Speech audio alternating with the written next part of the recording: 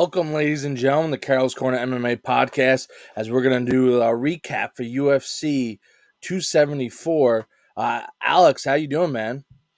Doing well. It was interesting card, to say the least. But That it was. Like, good to be honest, game.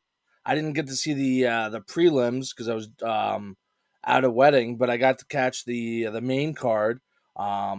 Some interesting things went on that night. I just thought it was one of those crazy nights, as if it was like a full moon or something. I know tomorrow is Friday the 13th, but I Yeah. guess we could just jump right in. We could let's start with the first card on the main card, the first fight on the main card, where we had Randy Brown versus Chaos Williams. It went 3 rounds, split decision. Now Randy Brown trains out of Queens. I'm not sure where Chaos Williams is training out of, but thoughts on that fight? Well, first of all, I'm going to say this. Chaos Williams should have ended the fight, I think, a lot sooner than he did. I think someone I remember actually never really seen Williams really fight before, but not Williams, Brown, excuse me. Randy Brown, yeah. Yeah, Brown, I was watching with a few people and just how built his legs are. I think he could have used his leg advantage so much more than he did. I think Chaos Williams was much more aggressive and more hungry going into the fight, but Randy Brown, he needed to step up more. He should have really laid down the law. And if you want to be, that's in the welterweight division. Obviously, the end goal is to be champion, but with a performance like that, I know he got the W at the end. He wasn't even close to making a statement, if even contending for a top 5 challenger bout, or even against obviously Usman down the road possibly. But it was a good fight. Chaos Williams did show up. He was not afraid to, he was very aggressive even during the face-off when they meet in the middle with Bruce Buffer. It was pretty intense, but I think Brown should have ended business much sooner. I agree with you. I think Brown kind of danced a little too much around him, picking him apart, and I would have loved to see him go be a little more aggressive and get that the killer instinct and finish him. Now I know Brown's talented enough to finish him.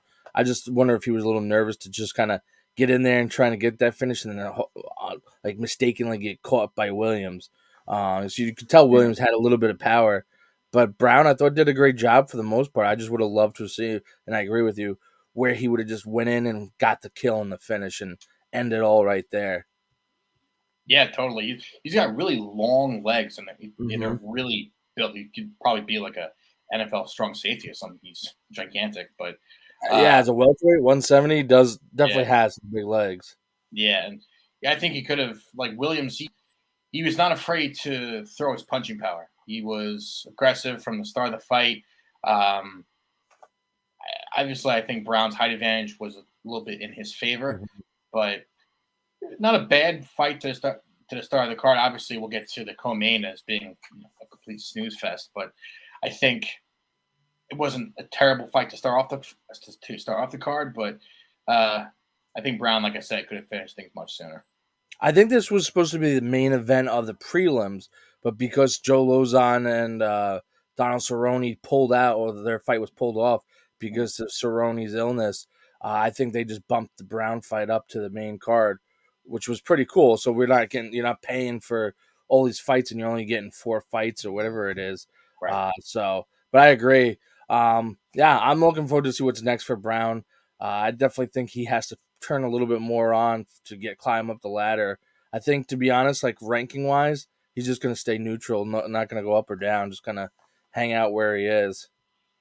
Yeah, I think so too. He's not really making a statement when he steps into the ring. I know he's getting the wins, but I think in order to get those big fights against ranked opponents, you need to really have that dominant performance. Like, to be honest, I didn't really hear of Jorge Masvidal until he had that big kick finish on Ben Askren. So unless he comes out there just completely making a mockery of an opponent and just finishing business really within 1 round, I don't think he's really going to move. I think he might just be interested in, collecting his W's, having those steady paydays. But if he wants to have that big fight, possibly even on a co-main, or work his way up to even a main card one day for a main event, he's going to have to give more out there. I agree 100%.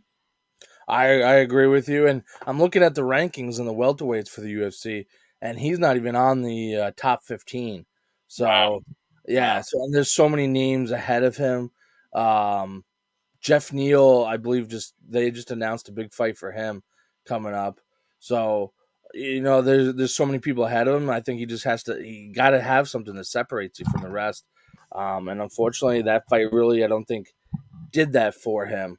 Where many other fighters you'll see, they're at that same position and they're knocking people out. So yeah, that's my thoughts on that one. I feel like let's scroll up to the light heavyweight bout between Mauricio Shogun Rua and Ovin St. Peru. Thoughts on that? That was an interesting one. I thought Shogun looked a little old.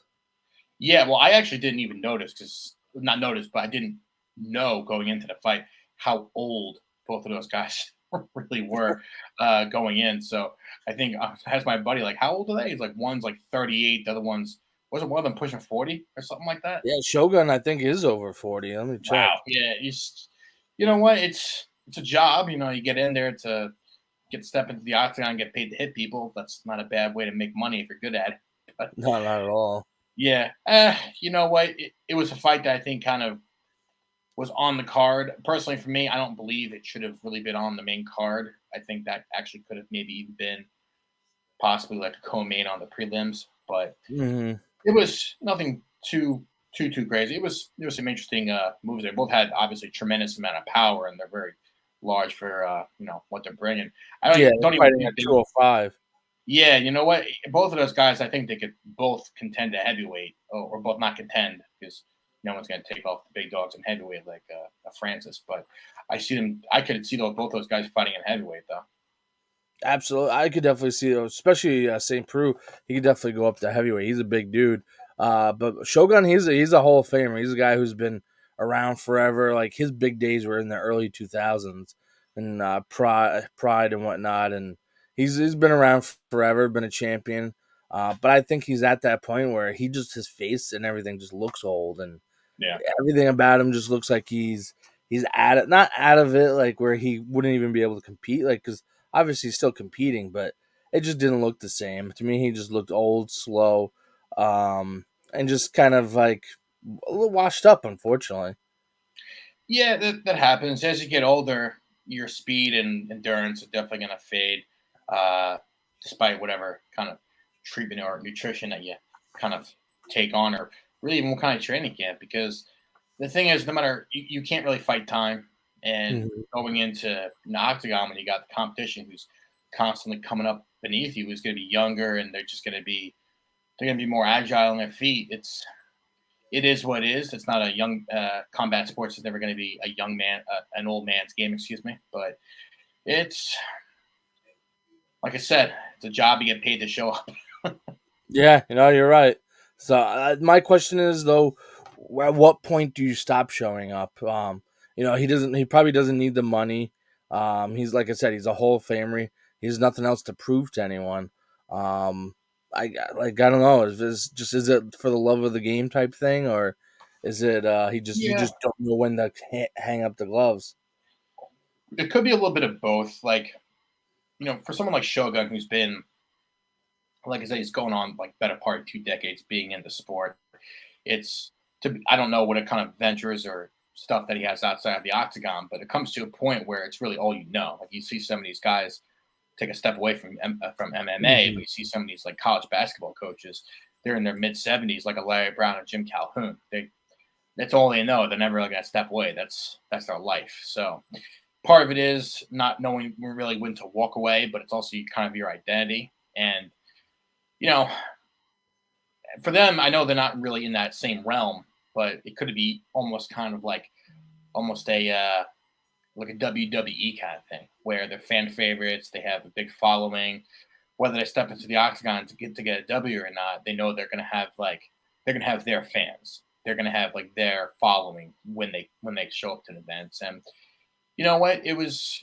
We'll get to it right after this, but this is kind of a little bit of a nostalgia card because you had Tony Ferguson, who's got a huge following. He's been around for a decent Mhm. amount of time too. And, Dana's a smart businessman. He's going to put the fights up there that he knows people are going to buy, but he's also going to put the fighters in there that he knows people are going to tune into as well.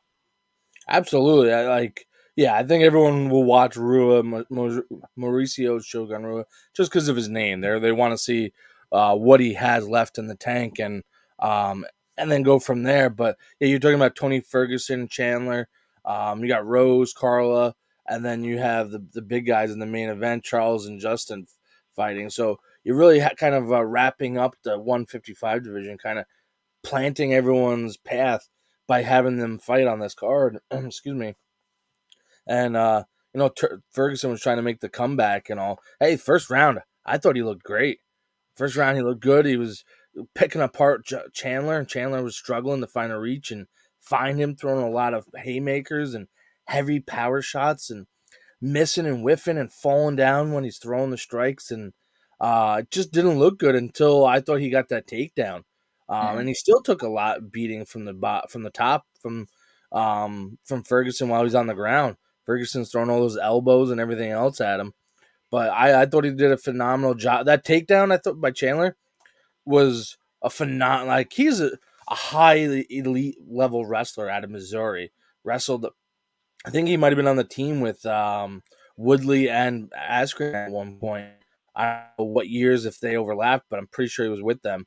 And he's such a high level wrestler, but the double leg takedown against Ferguson was phenomenal. And obviously the kick blew that away, so you're not going to hear as much about the takedown.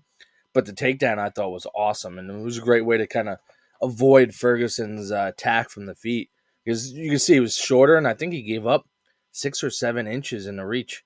Mhm.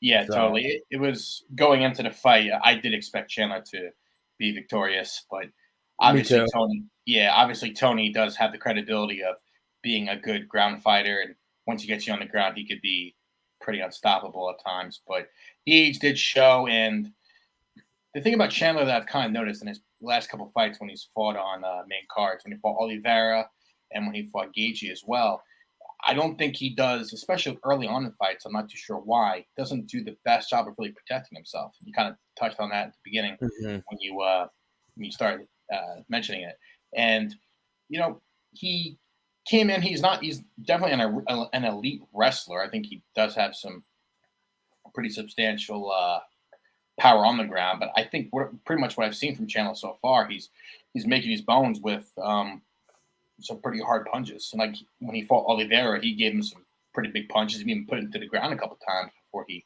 ended up losing. And his fight against Gaethje was a little bit of a war.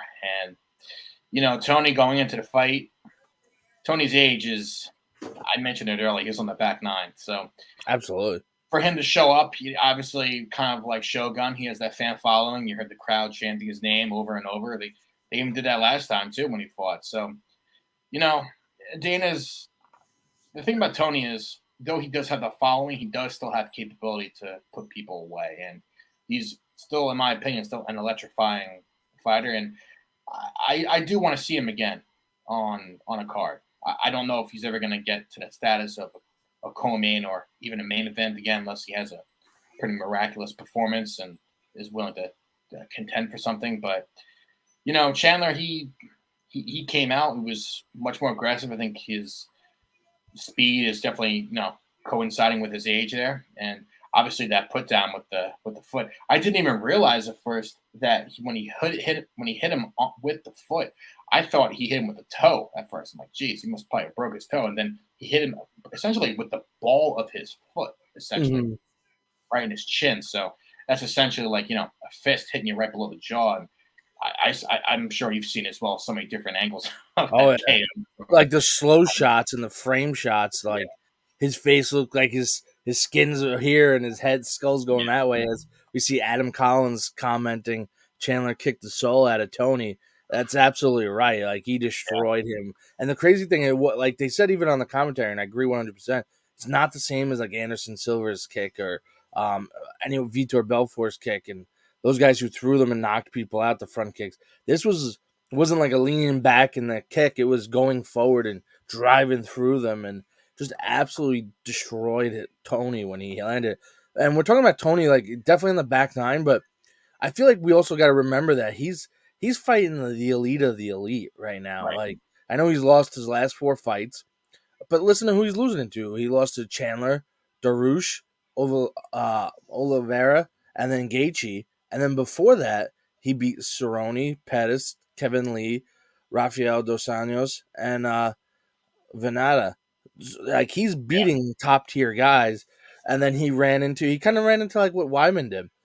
Like his last handful of fights were all against these top tier guys that it's either you win and you go to the championship fight, or you lose and then you're fighting another guy who's a top tier, top five guys, and that's what's happening to him. He's running into these guys who I think maybe if it was before like COVID when he was on a roll and wasn't having all these health problems and mental problems and everything else, um, he would still be in it and still be maybe contending and fighting because we never got the Ferguson Khabib fight we all I know. wanted.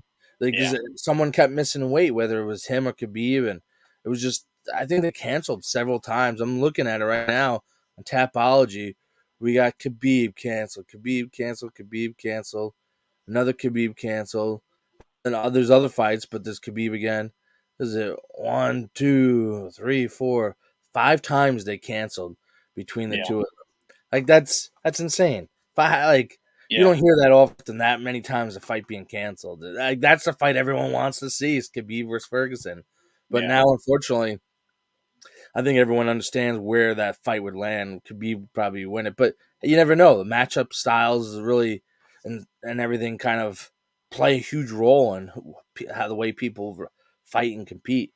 As you know, like someone just matches up better with that other person, and like Holly Holm beats Ronda Rousey, and then Holly Holm gets beaten by Misha Tate, who Mhm. Misha Tate could never beat Ronda Rousey. It's one of those crazy things, the matchup. So yeah, I'm kind of curious. I'm curious to what's next for um, Ferguson. I don't think there's really a whole lot like on the top five at least. He's gonna have to probably dip down and fight someone else he's maybe already fought or someone new. So yeah, Yeah, I see him like you said. He's not going to be able to go in those top five um, in the lightweight division to contend.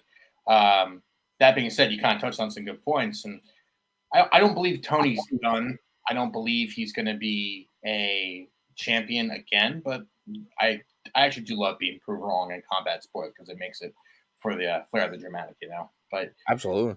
yeah, but you know what though? Like you said, he's fought against some big names over the past couple of years. He fought obviously against Gaethje, who became a champion, Oliveira, who is the champion, and Darush is no slouch himself. And these last couple ones he's went into, they were tough. I'm not gonna deny Hmm. that, but he is older, but excuse me, I believe with the following that he has, Danny is still gonna put him on there. And it is sad that we never did get to see him fight Khabib. I do believe that Khabib would win, but ironically, when he fought Gaethje back in 2020, that was supposed to be the Tony Khabib fight, but Khabib did not leave Russia for, I guess, due to the pandemic. But you know, even so, then many people will probably say that Khabib would have won, but we'll never know. It's every fighter fights someone differently, and Hmm. I've at times thought, well, he's beat these many people, he'll beat them. It's like, no, that doesn't happen. Every fighter, it's like any sport, any team, any fighter, they're gonna size up against you differently. It's never like a puzzle. Things kind of don't always Yep. fit there. Whether it's like baseball with pitching could be different, football with an offense against, you know, some kind of quarterback against some defense you can't really, break down or really get past. And the same thing goes for fighting. You never know their fighting style, just even Yep. their mannerisms in the octagon. People are going to size up differently. And yeah, it's kind of even weird with Chandler. Chandler, his last two fights, he lost to Gaethje and he lost to Oliveira. They're both guys who are still Hmm. still contending and still obviously Oliveira's champion. But for him to completely take down Tony, I thought Tony would have given him a little bit more of a run, but to completely take him down like that, we don't know if Tony would have still continued to. He landed some big punches. I think he won that first round, but if that foot never came near that jaw, who knows what would have happened? Yeah, I definitely think Ferguson won the first round. I think everyone would agree with you on that one. But you're right. I think it's just a matter of one. I think it could be like a little bit of ring rust too. Like he hasn't been in for a while. Um, Now he's a veteran. He's 25-7, So Yeah. he's been in the game a while. Chandler's 23-7, but Chandler found an opening with that front kick and pow, Sparta type kick, as Collins just said, and I had across the screen. That was absolutely unbelievable, and of Yeah. course, it won performance of the night.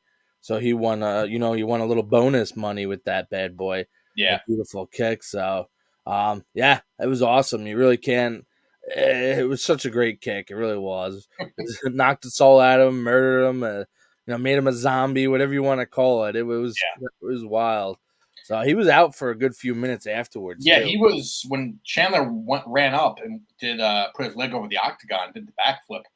Usually, whenever I see fighters like go out, even the same thing in boxing, they usually go out cold for a moment. It's almost kind Mhm. of like almost I can imagine. It's fortunately never happened to me, but I can almost imagine it's maybe kind of like getting the wind knocked out of you, but like kind of in your head. So though you lose consciousness, I don't think it's really for a big period of time. I think it's kind of just like okay, well, like what just happened. But he was moving for probably like 20 seconds, I would say, and that was you saw the whiplash completely in his head. You saw the sweating and spitting and everything just go Mhm. completely ricochet. It was pretty much the same thing as like a car accident or something you can imagine. So You got to think it was you get knocked out like that, you have a concussion. Like yeah, once you go out for a second like that, you have a concussion, and that's why usually the commissions always suspend these guys for a few months and stuff afterwards so they can heal and whatnot. Because otherwise they'll be back in the gym fighting, and your concussion will never heal and stuff, and you'll be down a bad path. But definitely concussion out cold like that instantly. Out before he hit the canvas, yeah, yeah, and he just fell forward into his face, which is even crazier.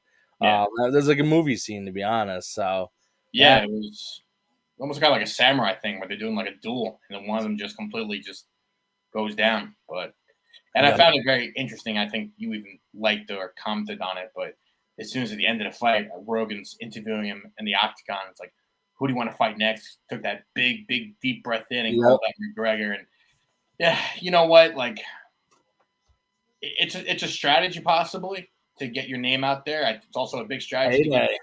It's a strategy to get paid. Yep. Like, just you get thrown onto a McGregor card. He's never going to be a co-main. He's always going to be a main event. And even Oliveira called out his name too. And I have, as much as I love Conor McGregor, I'm going to completely say this with a lot of confidence. Oliveira is going to beat him very easily. He's I think Chandler would too. yeah, Uh, I think Shane would too. the only Honestly, way I think they lose to him if they don't go to the ground, if they stay on the feet. But I picture both of those guys taking him down. I don't think either one would outstrike him, but I think he would struggle drastically if they went to the ground. Like Chandler would take him down in a heartbeat, and yeah, Oliveira would. I don't think it might take him down right away, but definitely catch him a little jits, choke his ass out. yeah. Um, so yeah, no, I agree. The crazy thing is, what does it say about McGregor that he's that big that everyone wants a piece of him, and he's not even the champion, and he hasn't fought in over a year. I know. Yeah, he's the thing about him is he's got the same thing as like a John Jones. Not only does he have the Yep. controversy, but he's got just an infinite payday whenever you're going to show up into the octagon with him. Like I can only imagine the two times that Poirier fought him within the past calendar or year and a half calendar year, how much of a payday bump he had. He won both times against him. So And it's crazy because the first time they fought, he got the shit kicked out of him.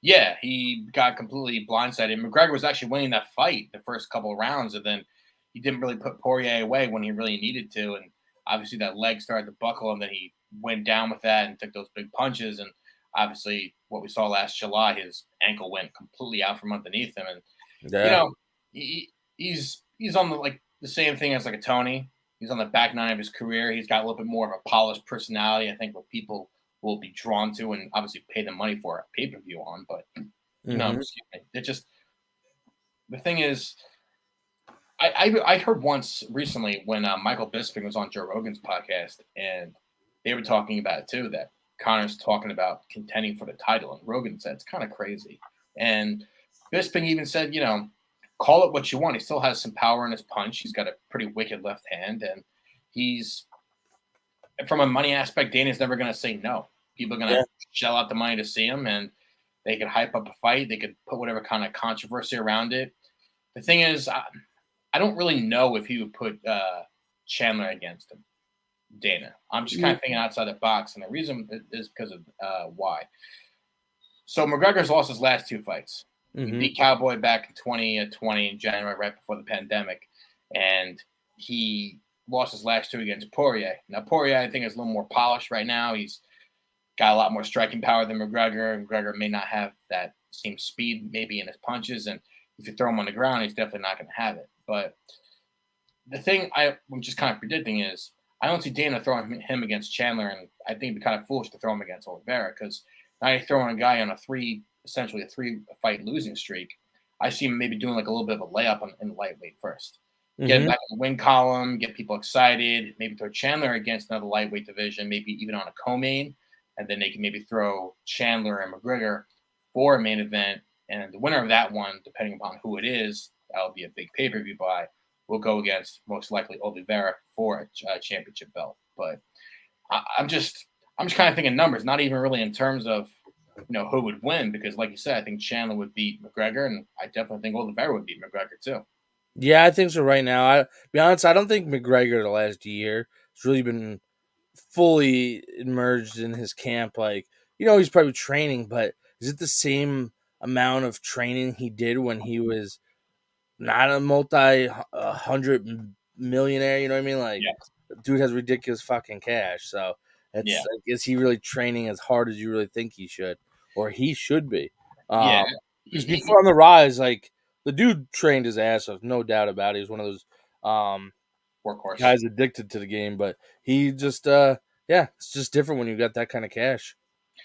Yeah, well, the thing is, at the start of it, he loved fighting.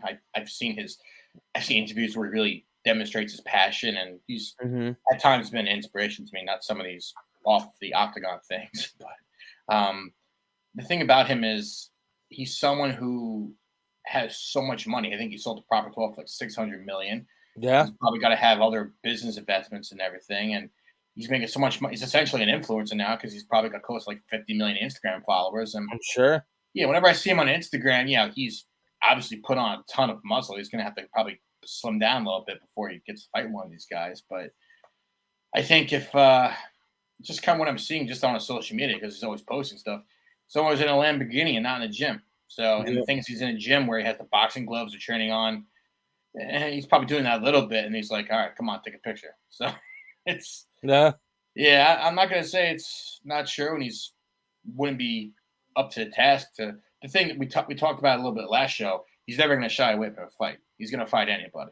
So you throw him against Oliveira, any time, anywhere, they're gonna go at each other. So he's yeah. No, I he- agree. he's always gonna be someone who's gonna be able to sell pay-per-views. Is he gonna be someone who's gonna be able to contend for the title, and if he wins, even retain the title? As much as I love him, I'm gonna say no. He just from the other competition out there, I don't think he sizes up against it. I think Not it's at, yeah, not at 155 or 155 and welterweight. Welterweight, he just definitely won't be title worthy. yeah, He's just too small of a human. He should be fighting at 45 like he originally was. But yeah, 55, 45, he's definitely can be a contender, but not at the moment. I don't think he is. So, yeah, but speaking of title fights, recap the co-main event real quick because it wasn't really worth much of our time. Rose and Carla.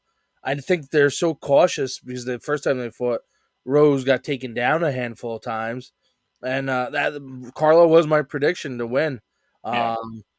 But yeah, she didn't. She looked like they both looked like crap, to be honest.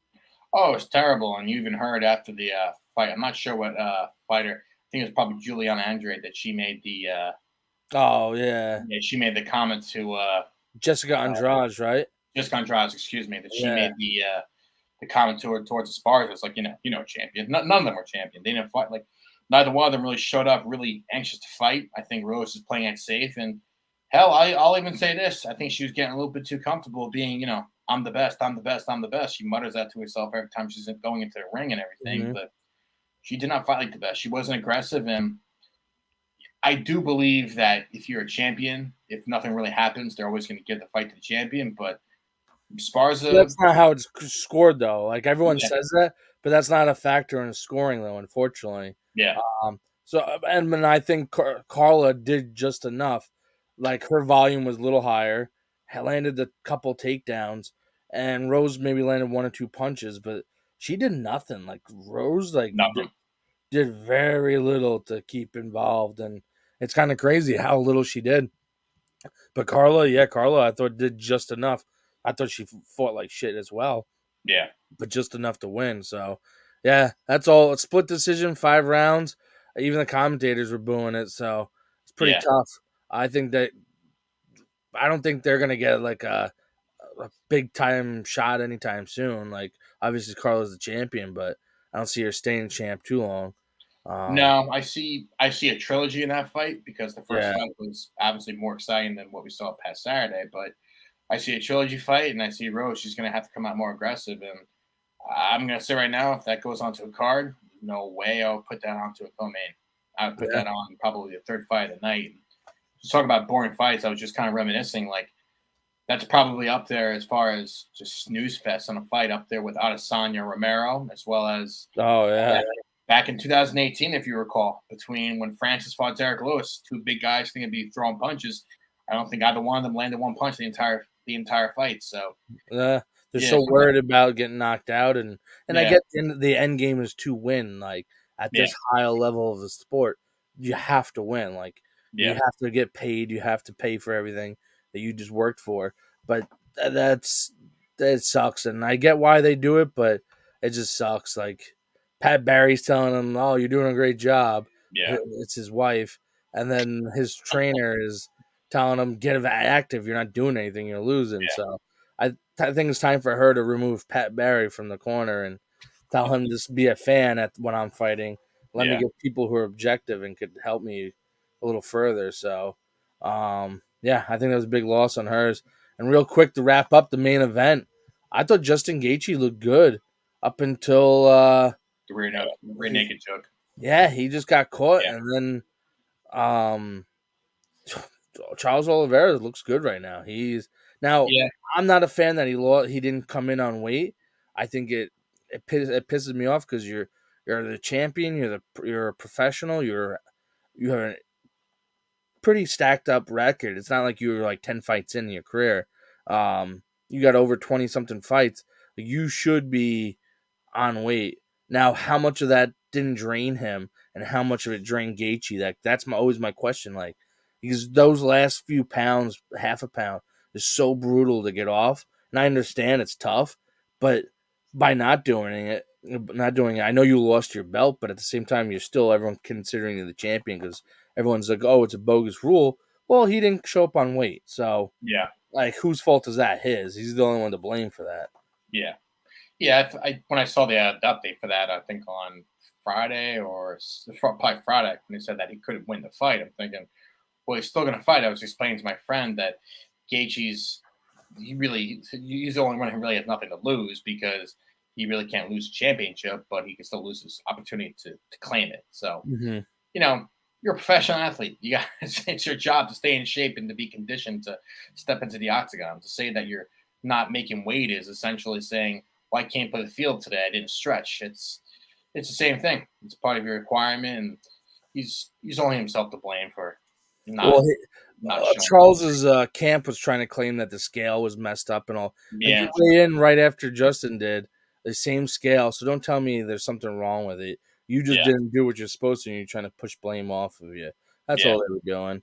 yeah. That pisses me off, but I was impressed by the win, though. I thought his striking looked strong, and then his grappling is phenomenal, and he's just on a tear right now. Yeah, it's very limited competition for him. I don't really see. You can even tell Gaethje, like he was in control the first round. He was landed that big punch on, I believe, the left side of his face for Oliveira. You saw him kind of stun him a little bit. It Mm-hmm. doesn't really take much to really put Oliveira onto the ground, but like I've been saying last couple shows, he's someone you could take a bat to his face. He's not going to go down. And Yeah, which is yeah, crazy that Oliveira was able to drop him and then climb on top. yeah, and you could even tell when Gaethje suffered that choke at the end and tapped, you just saw him like say, "Damn it!" Like he slipped. Yeah, oh yeah, like he Yeah, got it off the yeah, first time. The second time that he wasn't getting that off. That was just way too deep, and yeah, there was no way he was getting that off. So yeah, yeah, what a hell of a! I thought it was a great fight card for the most part, other than the Rose Carla fight. yeah, Care less about that, but I definitely want to talk more about the July 2nd fight card, which is insanely stacked, yeah, and I'm pumped for that. But we're gonna have to do that another night because I'm about to hop on with someone else, um, fighter who's fighting on Sunday. I'll have to talk to you about streaming the fights after. So yeah. I'll hit you up when I'm done with this interview. But yeah, awesome fight card. And Alex, man, always a pleasure catching up with you and reviewing the fights. Yeah, you as well. I'm looking forward to the next time that we talk, and can't wait to have you on my show again too. Absolutely. This is Carol's Corner MMA podcast. We're signing off, but before we do, make sure you use my code CCMMA for $5 off Blau pre-workout. Go to Blau pre-workout on social media or blaupreworkout.com. No caffeine, no sugar, no crash. $5 off your order. Go get it. Go use it. We are out. This is Carol's Corner MMA podcast. Peace. Later.